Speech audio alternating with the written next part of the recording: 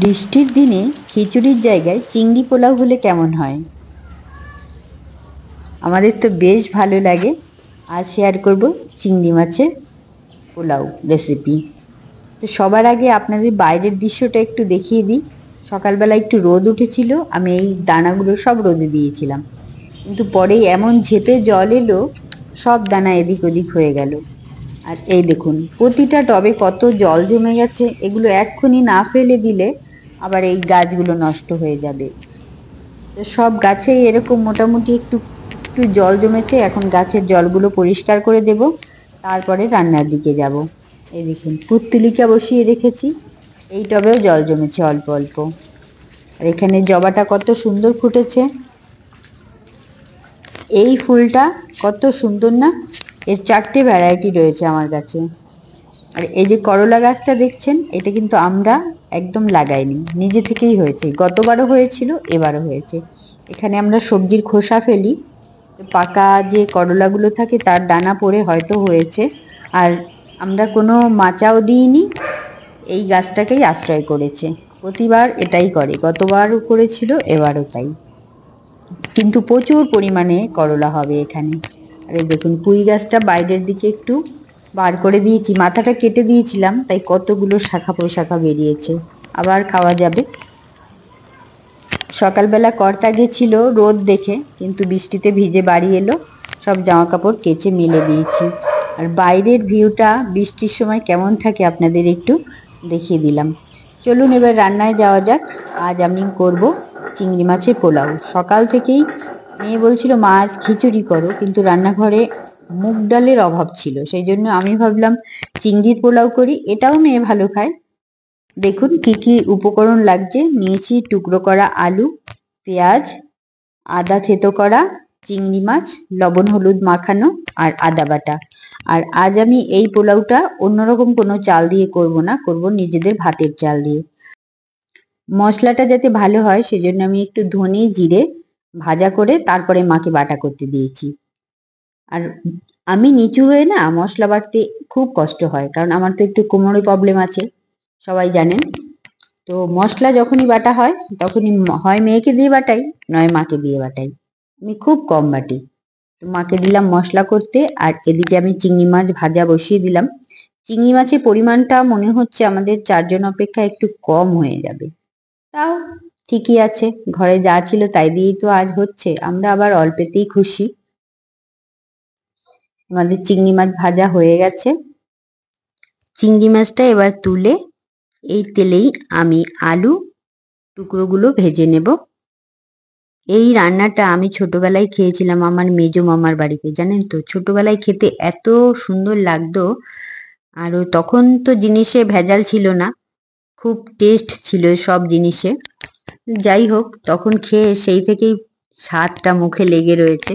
তারপর থেকে আমি যখন থেকে রান্না শিখলাম আমিও করতাম বিয়ের আগে, বিয়ের পরও মেয়েকে করে দিলাম, মেয়েরও এখন খুব ভালো লাগে। এগুলো মাঝে মাঝে আমাদের বাড়িতে হয়। আপনাদের যদি ভালো লেগে থাকে তাহলে আপনারাও বাড়িতে করে খেয়ে দেখতে পারেন, দারুণ লাগে কিন্তু। আর সব থেকে যেটা মজার ব্যাপার, সেটা এখন আমি বুঝতে পারছি, ভাত রান্না করলে আমাদের কত কিছু রান্না করতে হয়, তাই না? কিন্তু এইগুলো রান্না করতে হলে আর কিন্তু কিছু লাগে না, সাথে আর কিছু না হলেও চলে যায়। আমরা আজ কিছুই করিনি। যাই হোক, কথায় কথায় অনেক কথা বলে দিলাম। গরম মশলা, তেজপাতা ফোড়ন দিয়ে তারপরে পেঁয়াজটা দিয়ে দিলাম। পেঁয়াজটা একটু ভাজা ভাজা যখনই হয়ে যাবে তখন আমি দিয়ে দেব টমেটো, দিয়ে দিলাম টমেটো কুচি। এই রান্নাটা করতে খুব একটা বেশি মশলা লাগে না, খুব কম মশলাই রান্নাটা হবে। আর এই দিয়ে দিলাম রসুন থেতো করা। রসুনটা কিন্তু আমরা বেটে নেইনি, এটা কিন্তু থেতো করে নিয়েছি। আর দিয়ে দিলাম আদা বাটা। আদাটা ভালো করে বাটা করে নিয়েছি আমরা, মাই বাটা করে দিয়েছে, কারণ আপনাদের তো বললাম মশলা বেশিরভাগ মা আর মেয়েই করে। দেখুন কত সুন্দর মশলাটা পুরো ভাজা হয়ে গেল। এবার সেই যে মশলাটা ছিল না, ধনে আর জিরে ভাজা, তার সাথে মা কিছুটা কাঁচা লঙ্কা, কাঁচা পাকা মেলানো লঙ্কা বেটে দিয়েছে। আজ আর আমি লঙ্কার গুঁড়ো ব্যবহার করব না। কাঁচা পাকা লঙ্কা অনেক ছিল, সেগুলো নষ্ট হয়ে যাচ্ছিল। মা বললো এগুলো দিয়েই করে ফেল। আমি ভাবলাম ঠিক আছে, এগুলো দিয়ে আজ করা যাক। আমি যেহেতু 1.5 কৌটো চাল নিয়েছি, সেই জন্য 1.5 চামচ লবণ দিয়ে দিলাম, আর পরিমাণ মতো হলুদ। সব মশলা একবারে ভালো করে কষিয়ে এতে ঝরানো চালটা দিয়ে দেব। চালটা অনেক আগে ধুয়ে রাখলে ভালো হয়, মানে চালটা পুরো শুকনো হতে হবে, তাহলে ভালো হয়, ঝরঝরাটা হয় বেশ। মশলাটা আমার দেখুন কত সুন্দর কালার এসছে না। মশলাটা পুরো আমার কষানো রেডি। এবার চালটা ঢেলে দিলাম। ওপরটা শুকনো হয়ে গেছিল, তলায় হালকা জল ছিল। তো যাই হোক, এটা আমি ভালো করে একটু ভেজে তারপরে জল দেব। আগে কিন্তু জল ঢেলে দেব না, মিশিয়েই আগে ভালো করে ভাজবো। এইটা যত ভালো করে ভাজবেন আপনি, তত ঝরঝরে হবে।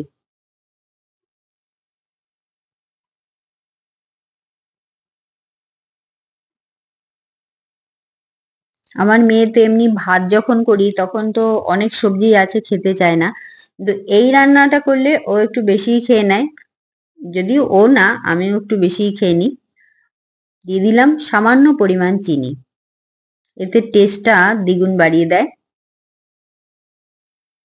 দেখুন কত সুন্দর ভাজা ভাজা হয়ে গেছে আমার। এখন আলুর টুকরোগুলো আর চিংড়ি মাছগুলো দিয়ে তারপরে মিশিয়ে একসাথে জল দিয়ে দেব। জলের পরিমাণটাও আপনাকে বুঝিয়ে দিতে হবে। এইখানে আমি কড়াতে করেছিলাম বলে আমার একটু দেরি হয়েছে। এরকম ভেজে তারপরে যদি আপনি প্রেসারে দিয়ে জলটা মেপে দেন, তাহলেও খুব তাড়াতাড়ি হয়ে যায়। যেহেতু আমি কড়াতে করেছিলাম, সেজন্য আমার টাইমটা একটু বেশি লেগেছে। আপনারা যদি ঝটপট করতে চান তাহলে প্রেসার কুকারে ঢেলে করতে পারেন। কি দারুণ লাগছে না দেখতে।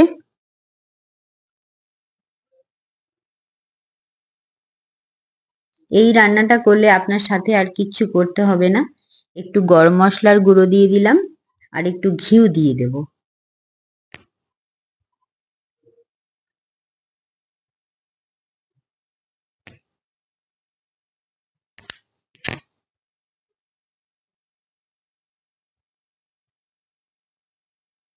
আমি এখন ভয়েস দিতে এসে দেখেও তো আমার মানে জিভে জল চলে আসছে। সত্যি কথা বলতে এই জিনিসটা আমিও খুব ভালো খাই।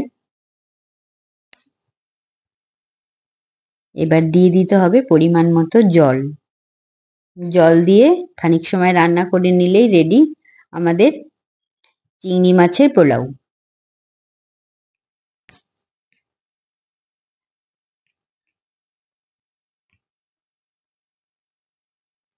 আপনার যেদিন বেশি কিছু রান্না করার ইচ্ছে থাকবে না, সেদিনও এটা করতে পারেন। দেখলেনই তো, এটা বেশি ঝামেলা নেই,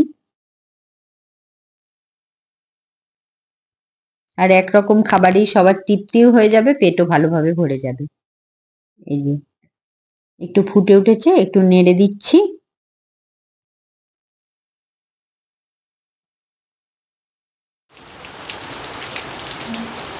এর মধ্যে বাইরে আবার চলে এসছে জল, এই জন্য আবার বাইরে চলে এলাম একটু ভিডিও নিতে। বাইরের পরিবেশটা কত সুন্দর দেখুন, প্লেটে এরকম খাবার আর বাইরে এরকম পরিবেশ। আজকের দিনটা দারুণ কাটলো আমাদের।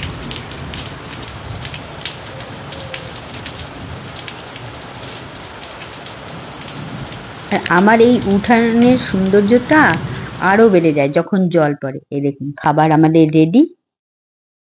এবার আর তর সইছে না, এবার খেতে আমরা বসে পড়বো সবাই। এই যে প্লেট রেডি করে ফেলেছি। কেমন হয়েছে সোনা? বৃষ্টির দিনে আমরা খাচ্ছি আজকে চিংড়ি পোলাও। দারুণ হয়েছে খেতে। আমি খেয়ে নিই সব, তারপরে মা, তোমার কেমন লাগছে বলো? খুব ভালো। সবাই ভালো থাকবেন, আজ তবে আসি।